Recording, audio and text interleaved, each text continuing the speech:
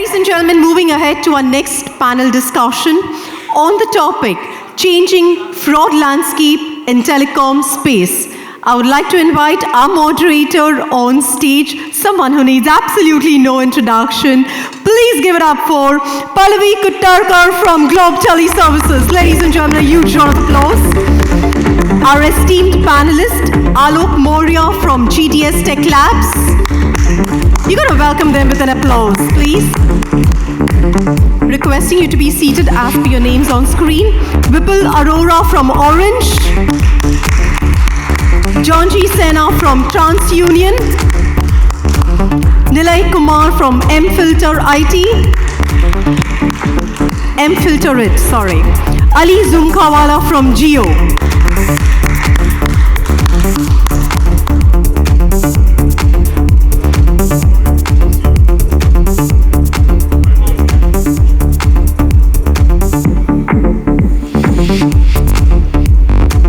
Pallavi, over to you.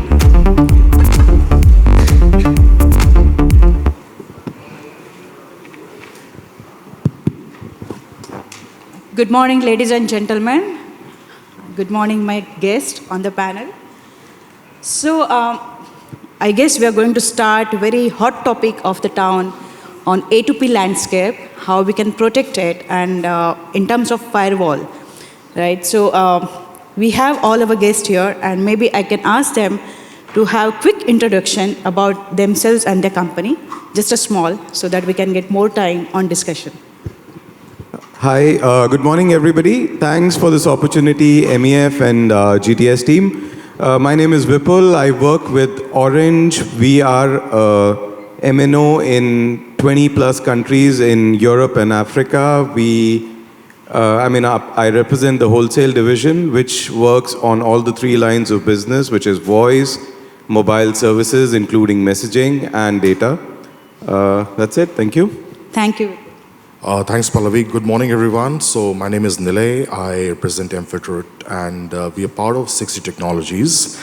We work with telecom operators. We work with brands, aggregators, partners, BFSI. We're pretty much agnostic to the industry. They're in almost 80 plus countries. So that's it. Hi, good morning, everybody. My name is Jonjie Sena. I'm with TransUnion. I met Alok today, and he was asking what TransUnion was doing at a place like this. You might know us here in India. We operate Sybil here in India, but we are also, I actually came from a company called Newstar that was acquired by TransUnion. We operate the Pathfinder on behalf of the GSMA, so many of the messaging companies use that. We're also involved in many of the authentication standards for voice and the emerging aspects of just authenticating the different communications channels. Happy to be here. Hi, I am Alok Maurya. I work for GTS TechLabs as Product Innovation and Strategy Division. I work under the fraud landscape, so this is a topic very close to my day-to-day operations, and would love to have a nice discussion on it. Over to you. Yeah, hi everyone. This is Ali Zoomkhawala from Reliance Jio. I represent the wholesale division, and I head the global messaging for Reliance Jio. And in this profile, I get to interact with a lot of international aggregators, international enterprises, and a lot of telcos. And probably my idea will be to bring in those thoughts here and spell it out. Thank you. Thanks, Ali. So we all know that as per the Juniper research, A2P industry is going to be $78 billion by 2028, growing at the CAGR of 2.8%. And in our previous panel also, we heard from Sinj that they're selling trust, right? So here's the first question I would like to throw as MNO perspective to Vipul, how we can bring back that trust in A2P channel. Like what are the, maybe some regulations, pricing policies in that area. So what is your viewpoint as a MNO? Okay, I think first thing is to set the record straight. I mean, I've been in the voice industry before messaging, and for 2 decades we've heard that the voice industry is dying. But you can see me still sitting here and I'm still alive. So we can very well imagine that voice industry is not dead. And so for people who are skeptical about SMS, it is the same. I mean, the bad news is, as per the surveys, they say that SMS A2P market, which is at around 92% today, would decline to 66% by 2028. The good news is, it is relevant relative to the overall market sizing, but overall SMS market is still expected to grow. Pallavi, you already shared. Pie is very big, yeah. Exactly. So by 2028, it is expected to be $3.4 trillion market. So we are not looking to slow down on the SMS A2P space. But this will not happen by chance or on its own. What is needed is a lot of effort on a lot of grounds. One is the regulation part. I mean, Orange comes with the perspective of Europe. So of course, GDPR and TCPA, etc., they play a major role in regulating the market, the space, and they will have to continue doing it. We've seen phenomenal success which DLT as a platform has had in India, and that is something which is needed to continue to build the user trust. Which is a very, very important aspect of it. Second important aspect, which is important from a MNO perspective, is the pricing per se. You know, you cannot have your a golden egg laying hen, and you can't slaughter it one day. I mean, you have to keep it alive, and to do that, I think it's very important to keep the rates under check. We've seen MNOs thinking that there is no alternate to SMS A2P, and the rates have gone all over the place. I mean, you know, a year back, maybe we were talking about 10 cent as a benchmark. Today, we can talk about 15 and 20 cent as a benchmark. So every MEF forum, we see a different benchmark, which is only higher. And this is only leading us to a faster decline of the A2P traffic and a faster innovation on the other media, like WhatsApp for Business or even RCS, which would gain a bigger market share. We have to be conscious of it, and we have to have some amount of prudence in keeping the right rate. That is the second big aspect as an MNO, what we need to keep in mind. Last but not the least, I mean, since Orange is also on the firewall and the protection part, so the third important piece is the fraud protection and, you know, keeping the interest of the OTTs and enterprise in mind. So with these three aspects, I think we can be where the research shows or maybe better, but it's important that we work across all the three domains, which are pricing, regulation, and of course, fraud protection. And compliances. And compliances always. Good. So A2P industry, I believe it's a circle of MNOs, enterprises, monetization partners, and the firewall providers. Because it's a mix of all these four, and we need these four players in the market to secure the A2P channel as most secure channel, to be honest. So coming back to the firewall protection, and as Alok is here from GTS TechLab, who has their own firewall. So what do you think that, from your point of view, how can you combat the frauds like voice over, OTP over voice, or the flash call, or the AIT, which is very high on the side? So how do you combat those frauds by providing your A2P firewall? Yeah, that's a good question. Over the changing technological landscape and the ease that we try to introduce to communicate, the same ease sometimes get misused by the other part of the game players.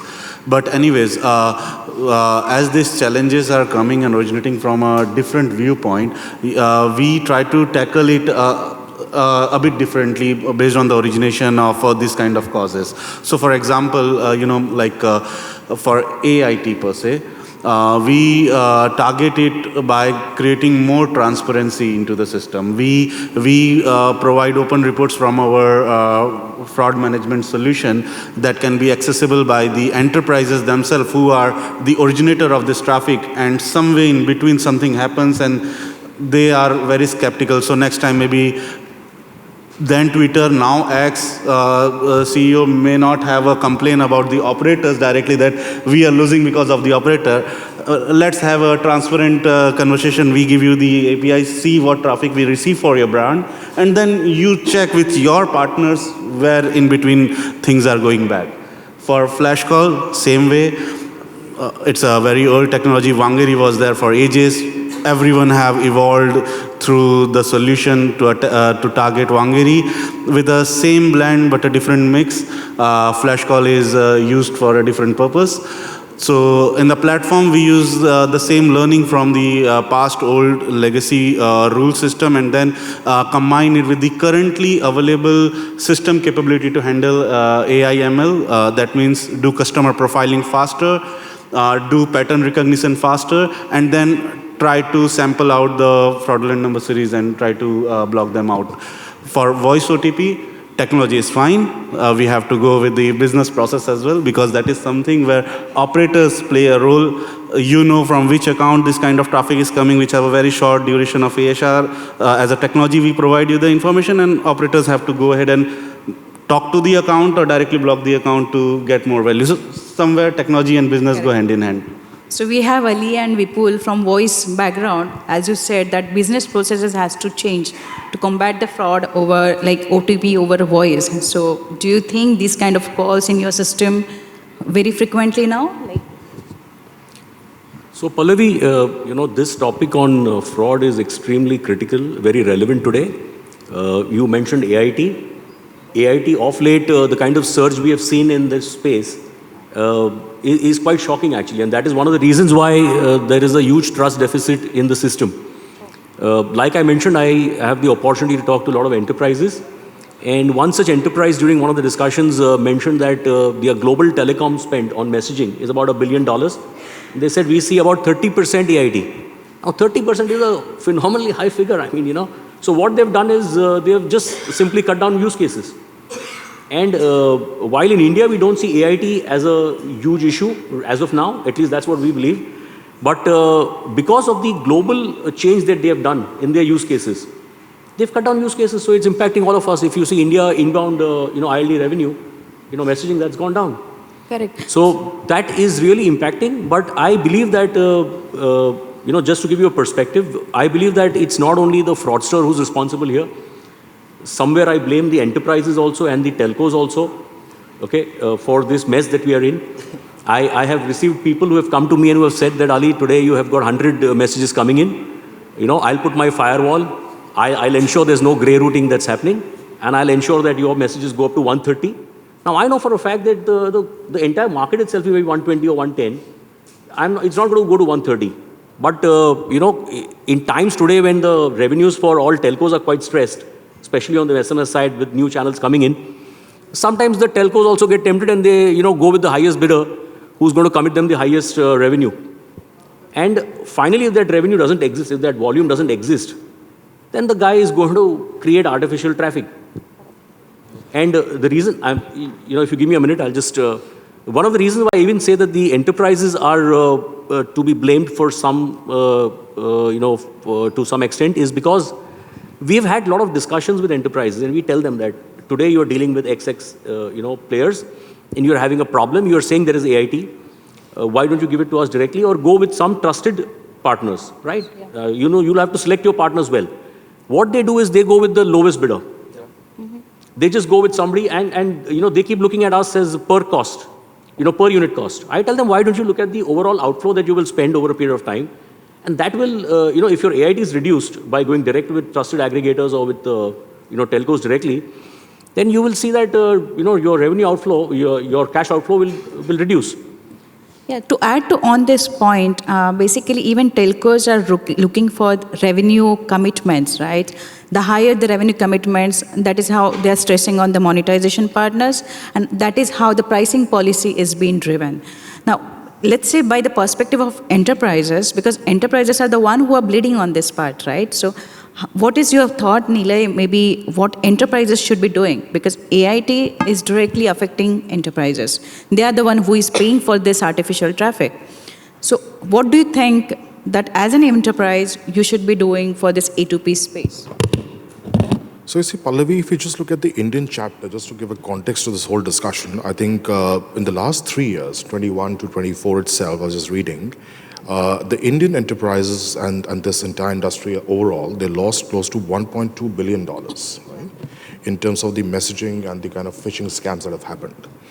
Now, also, when you look at, I think what Ali just brought up, which is the SMS pumping which is happening, right? The enterprises paying for OTP authentications and logins and all where accounts do not exist. So the start of the overall problem, if you see, is all from the account creation itself. And also, if you look at the overall frauds that have happened, almost more than 50% of the frauds point towards account takeovers. Right? So people masquerading as somebody else and taking over those accounts. So I think in terms of what we need to do, I think it is more about self-moderation, because there are only two approaches here, right? And I think, as Vipul rightly pointed out, that we've been talking about messaging being dead and we are still alive. The same thing has happened to VAS, right? So probably 15 years back, we've been hearing VAS is dead.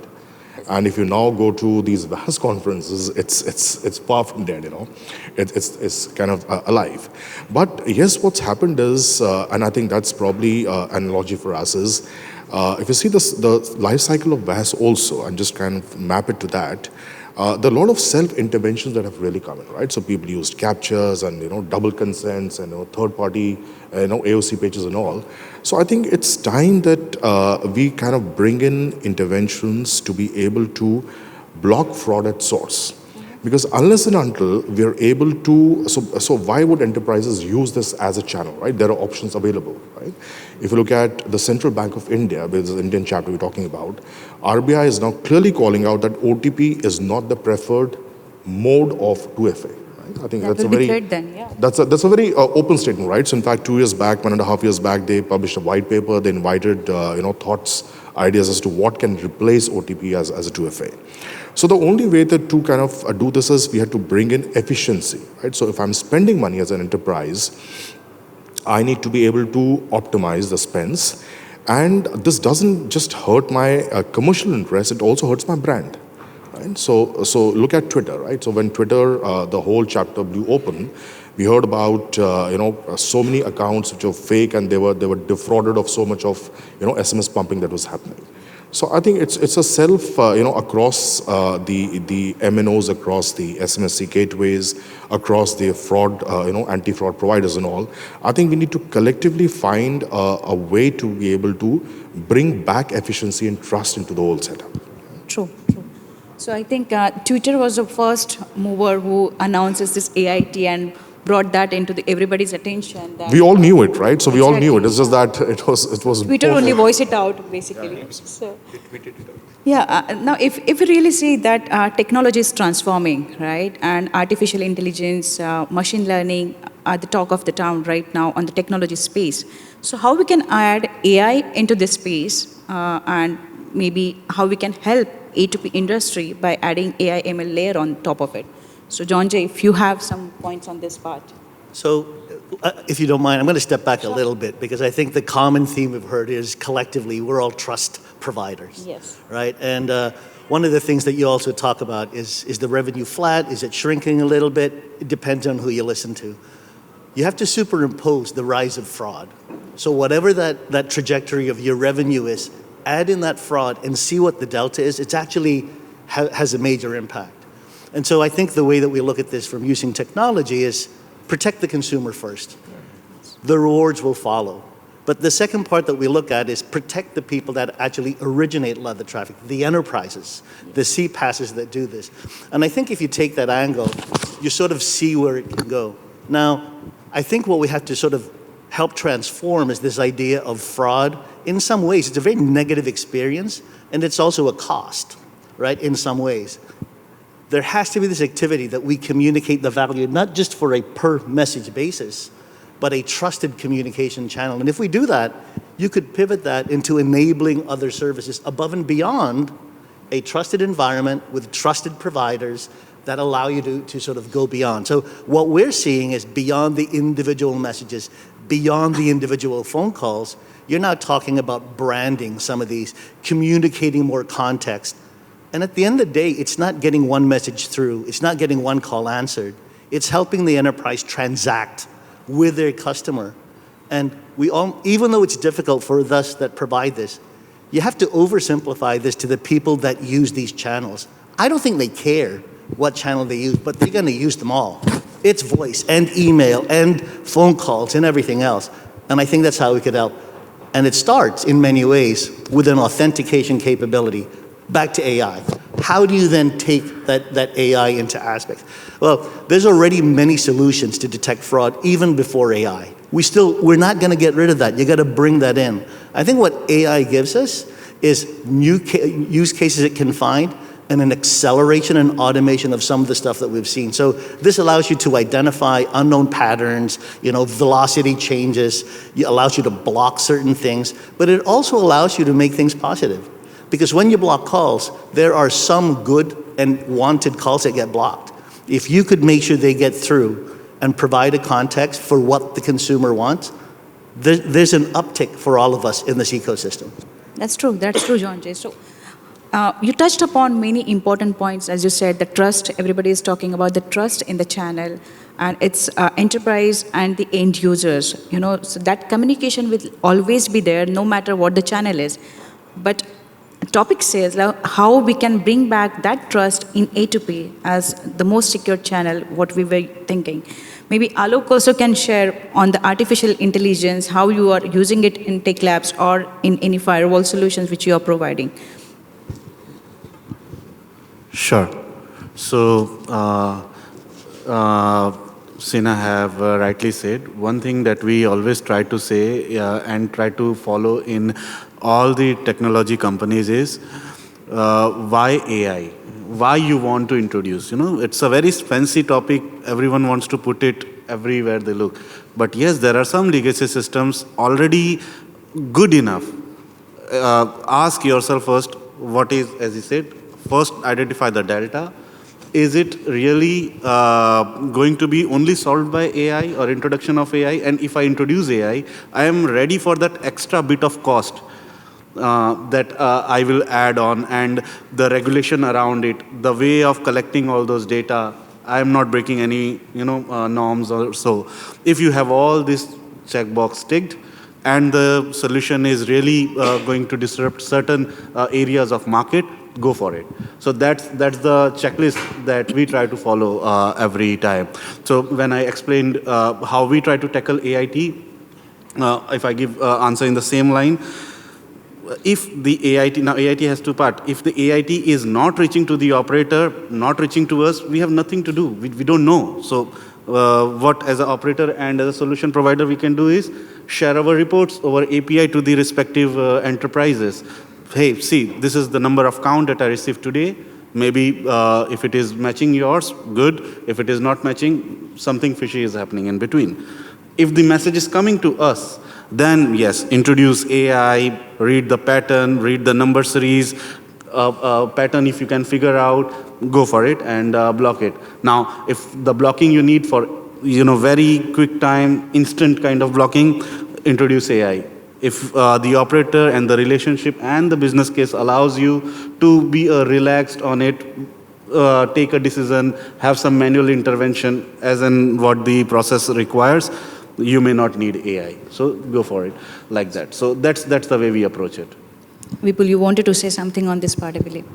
No, on artificial intelligence, I think you've covered most of it. There are some specific uses for artificial intelligence. One is definitely to stop phishing, which is the easiest one, to analyze the content, use the AI algorithm and stop it at whatever source, you can, to protect the consumer, because eventually the aim is to build trust. And, incidents like phishing attacks do take that away. Second, as you said, there are so many incidents. We are also in the A2P wholesale business, right? You have a small country where you see 1,000 messages a day. Suddenly you see a 500% growth on that. That is not real. It is all AIT. So, another role of AI is really to analyze the user behavior, the traffic pattern, and to see there is an abnormality. One is to detect, second is to mitigate those risks. True. Again, it will all go into building trust.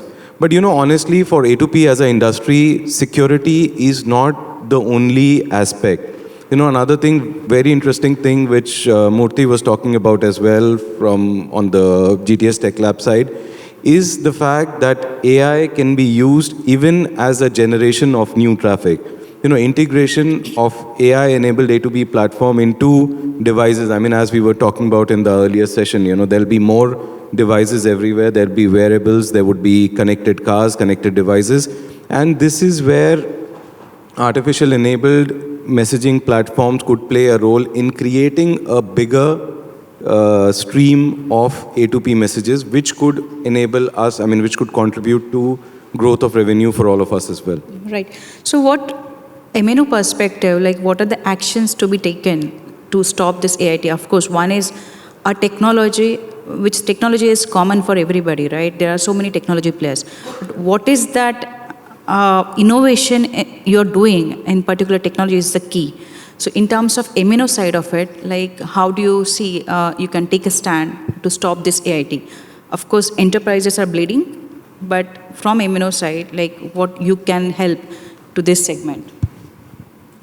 So Pallavi, from the enterprise side, like Alok also mentioned, we can sort of educate the customer as to what is happening and give them a perspective of going directly with trusted partners. And most of the times, once they do that, I think that will get sorted. In the interactions that I've had with operators, across as well, I think all of them are aligned that these kind of leakages, which happen through firewall providers who are giving them excess commitments, they will start, taking action. In fact, one of the customers I was talking to today, and not today, in this week, and they mentioned that they realized that some messages were going through grey routes. And since we pointed them out, they took action against that particular aggregator. And I was surprised. I said, this is the first time I'm seeing somebody actually take action against them. Otherwise, a lot of enterprises I speak to, they're okay as long as messages go, as long as the CR is met, they're okay. They don't mind if it goes through grey route as long as the costing is okay and fits into their budget, which I think is a wrong perspective, the way to look at it. The moment you encourage, bad elements in your system, they are at some stage going to start, biting you as well. And that's what's happening today. One more thing that, our colleagues mentioned is our commitment to our users, okay, to the subscribers that is there. Now, most of the banking frauds and all that we have seen is happening because of, OTP phishing and because of SIM swap cases. In India, we are seeing a lot of SIM swap cases happen now. At Jio, what we have done is we have now, GSMA has got standardized APIs, under the Kumar project, which detail about 30-40 APIs which telcos can use to monetize their data points. And what we have done is we already have a silent mobile verification product that is there. Currently, it's slightly nascent, so it's being used by non-BFSI sector for logging in, but it's a seamless experience. One, you don't have to go back and forth looking at the OTP and then trying to punch it in. Second is, because there is no OTP, there is no phishing attacks possible, right? The moment our backend, validates your IP and your number, it will give you access. We are in touch with NPCI regularly to see how we can sort of further enhance this offering to take it to the BFSI sector. Once that happens, I think probably people will see a change there as well. And, RBI also has mentioned that they're looking at alternate methods of authentication. So this is one of the methods that can be looked at. The other API that we are working on, and mobile identity, by the way, is one of the hot topics that's discussed everywhere. Everyone is talking about digital identity now. So SIM swap is an API that we're working on currently. That also, when somebody is doing a banking transaction and, before the OTP is sent, if the bank wants to validate, if the SIM has been swapped in the last 24, 48 hours, they can trigger this API and find out that. We believe that all these use cases will really help the BFSI sector to sort of curb fraud. There's the multiple use cases. There's age on network, there's location. Now, once we enable those APIs, it is up to the enterprise how they sort of want to use that intelligence in their system, what use cases they want to build out of that. Do they want to check all transactions? Do they want to check all transactions about certain, value? Or do they want to check specific transactions where the user pattern is not in line with the normal behavior? So all those things are there, but those options are available, and now we're working on them to see how we can bring that as well. That should probably bring back a little bit of trust from the user side into the system, because frauds may come down, and hopefully that will help. Right. So you have touched upon very important points. First is like pricing policy. As you said, like whoever is bidding highest, they takes the exclusivity with the operator, and at the same time even operator is looking for the higher revenue commitments, and when they are not able to meet those targets, then they start looking for. Yeah, we're equally tempted. So you're right. That's what I mentioned. I mean, the telco is equally to blame. Right. Because at a time when revenues are stressed, I mean, somebody comes and tells you, I'll give you 30% extra. I think my 2 years revenue targets are done. So, it's a tempting offer, but I think at Jio, we have taken a conscious stand not to give such exclusive, partnerships, because we have no idea how they will actually generate that kind of traffic. We know for a fact that our, gray route is a certain percentage. And if you ask me, I don't think gray routes can ever become zero, right? It'll never become zero. Fraudsters will always find some way. You can obviously reduce it, you can manage it, but you can't make it zero. True. But if somebody gives me an exorbitant commitment saying that we'll do that, then I think that needs to be questioned. And probably from a telco perspective, we should ward off these guys. Yeah, that is how the ecosystem we can create Right, a absolutely. balanced ecosystem Absolutely. for enterprise, for the MNOs, for the Absolutely. monetization and the firewall providers. Yes. The other point which you really touched upon, how the seamless communication can happen without getting affected by these frauds like banking frauds or any financial related frauds. So Jonjie, maybe you can add something on this part, how people are getting affected due to these financial frauds. Sorry, repeat that one more time. So we need seamless communication, right? The A2P is for seamless communication. But nowadays, because of rise in the frauds, there are a lot of banking frauds happening in the market. How we can combat that part? So one of the types of fraud we've seen, so first of all, I want to go back to this idea that there's messaging fraud. A lot of the fraud we're seeing today is far more sophisticated. It first starts with a data breach. They already know that you are a customer of a bank. They have all of your information. They have your number. Then you get an email. Then you get a text. And then it says, Pallavi, did you actually withdraw this money? Click here to resolve. And so there's a lot of activity that goes on. Once you respond to that, there's sometimes a man-in-the-middle attack of a call spoof, right? So now you think you're dealing with a bank who's resolving this issue. They send you a PIN. They send a one-time password, and they say, I'm going to send this to you. Give it back to me. But actually, the bank sent that. And when you provide it, they've taken it over. Why do I tell you this? Because we can't solve these more sophisticated use cases only looking at channel by channel. You have to sort of understand where it hits, and you have to have solutions for all those aspects. Many of them are using AI to detect where it comes from. But there's a very strong need to also identify that even whether it's fraudulent or not, where did it originate and who was the provider of it? There's a really strong identity verification aspect that needs to tie it down. And I think that's where the opportunity of carrier-provided solutions. We talked about what do carriers have as an asset.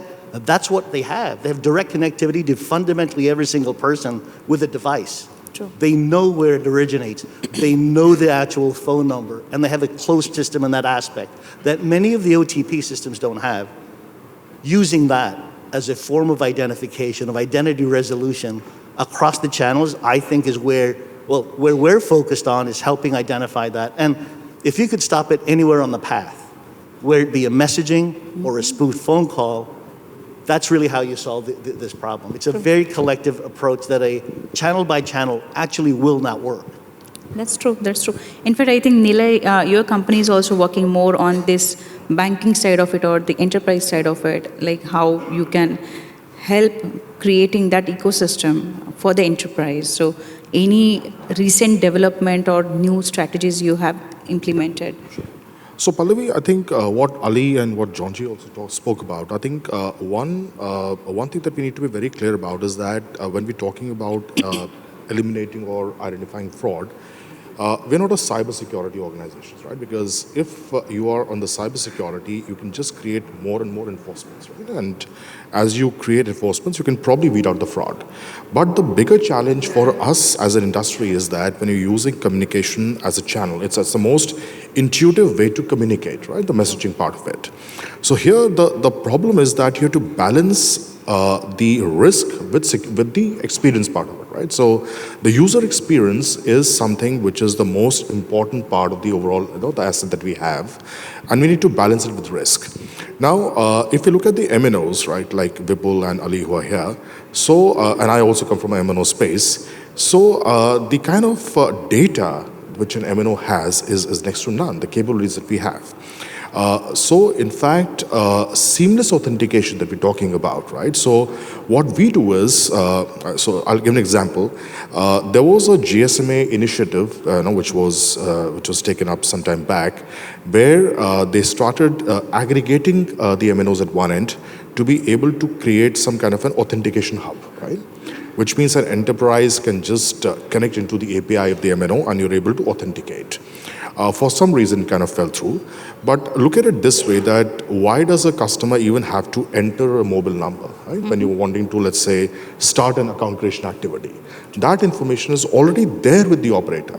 We just need to create an upper layer on top of it where the innate capability of the MNO is kind of used, and you do this entire authentication, seamlessly at the back end.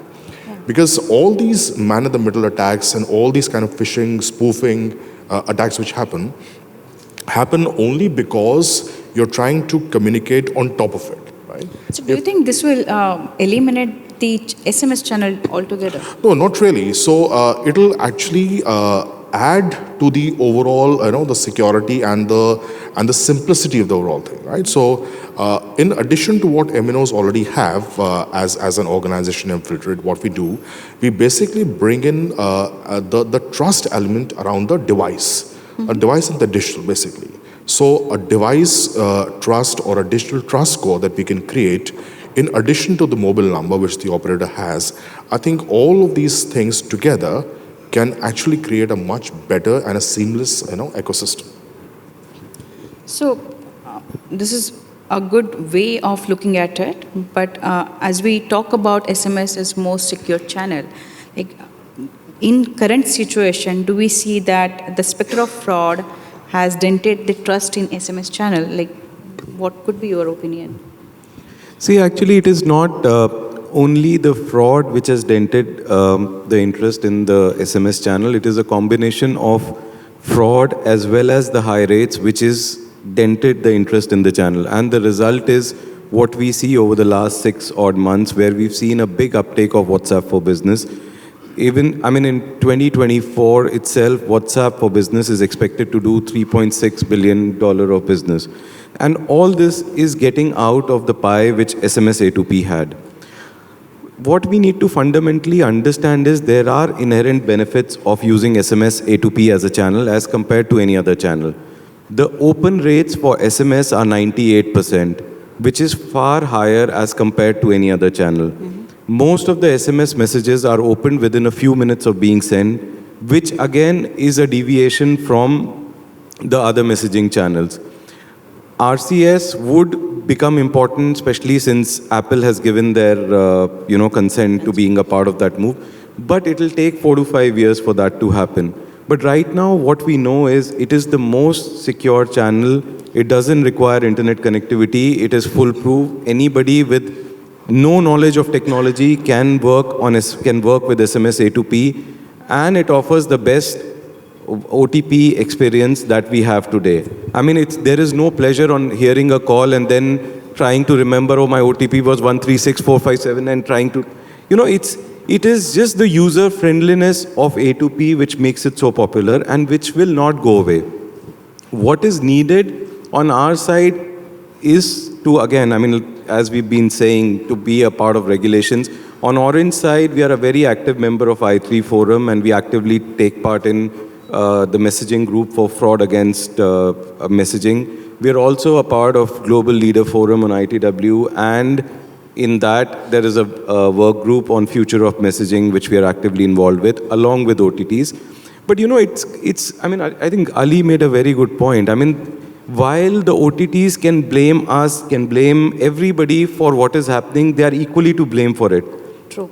They are trying to send messages on the lowest cost possible today.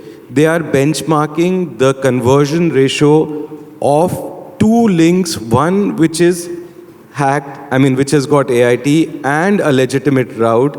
And they're trying to tell me on my properties that your conversion ratio is not good when you're terminating it directly, because they are trying to send it 20% cheaper on a route which is generated and which will obviously have a better conversion ratio. So, if you start to be so stupid, then, you have to also blame yourself for it. True. So while On the MNO side, on the operator side, we can do our best. We can use AI for fraud control. We can try to be righteous on the termination cost. We can do whatever, it takes. We can be a part of multiple work group. We have regulation. But, it's a fight which is across multiple people. True. The enterprise and the OTTs will have to be wise in this as well and join hands with us if we really want to stop fraud and if we want to continue to use SMS A2P as a channel. And it has been demonstrated. It is the most easiest, convenient channel that we have today. And it is just for the user benefit that we need to continue to grow it. You mentioned very rightly, Vipul, that A2P is still a secure channel. Why? Because we, all people who has easy access to data, internet, especially in India, it's so cheap. I think cheapest data is in India itself. But if we look at the amount of percentage, like almost 47% subscribers are without internet. Let's say if we talk about Africa or some part of Latin America, the internet is very expensive, right? So for them, I think SMS channel is, again, the most reliable and secure channel for them. So, sorry, just to add on to that, it's not only that, internet is prone to a lot of risk. Being a telco in Africa as a territory, recently we had an outage on Western Africa where 6 submarine cables were cut at the same time. There was a big landslide, it cut off practically the entire connectivity.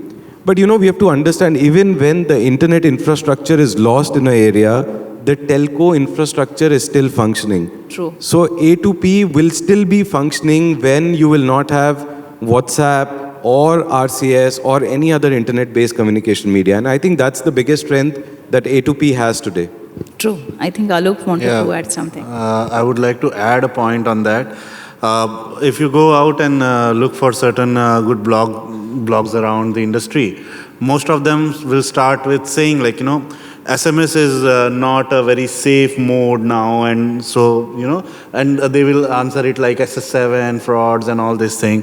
But I must say, as an operator, as a stakeholder in the ecosystem, if you don't cross the line of leasing out your GTs to anyone, you will make it safe. And by adding that, is WhatsApp safe totally? We saw liquor ads coming in Middle East. We see OTP messages coming on WhatsApp without brand name that can lead to a spam or anything. Same happened with RCS, and it was rolled back in India and then rolled back again with operator in between to take care of the security scene.